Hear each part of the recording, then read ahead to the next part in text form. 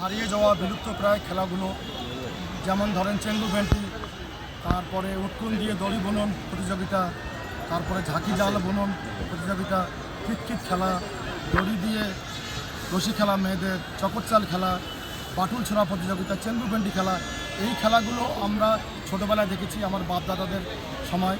এই খেলাগুলো হারিয়ে গেছে, কিন্তু আমাদের প্রিয় নেতা বিজ্ঞ মমিনুল হক যে কথাটি বললেন, তিনি এই গ্রাম বাংলার লাখো জনতাকে মোহিত করার জন্য 1416 বঙ্গাব্দ থেকে তিনি এই ঐতিহ্যবাহী শহীদ আবুল কাসেম মহাবিদ্যালয়ে এই বৈশাখী উৎসবের আয়োজন তিনি করেছেন।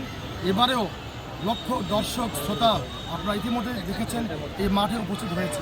আমরা আশা করি বাংলাদেশের সমস্ত জেলায় যদি এ ধরনের হারিয়ে যাওয়া বিলুপ্ত প্রায় খেলাগুলো যদি চালানো হতো, তাহলে এ প্রজন্মের ছেলেরা যারা একদম মাদকে আসক্ত, যারা কেসিনিতে জড়িত, তারা অন্তত আগের খেলাধুলোগুলো সম্পর্কে পরিচিত হতে পারত।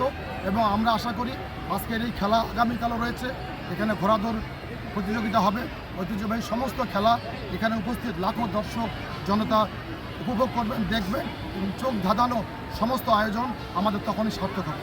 অসংখ্য ধন্যবাদ। আসসালামু আলাইকুম, আমার নাম হালিমা, আমার বাসা ধামরাই জেলা নওগাঁ। আমি এর আগেও আসছি, দুইবার তিনবার আসছি। আর এই যে 17 ডিসেম্বর আমার এই যে আগের বছর যে খেলে যে ঘোড়া জয়লাভ করছিলাম, ওই ঘোড়াটা দুঃখিতভাবে আমাদের মারা গেছে, মানুষ ষড়যন্ত্র করে মারা ফেলেছে।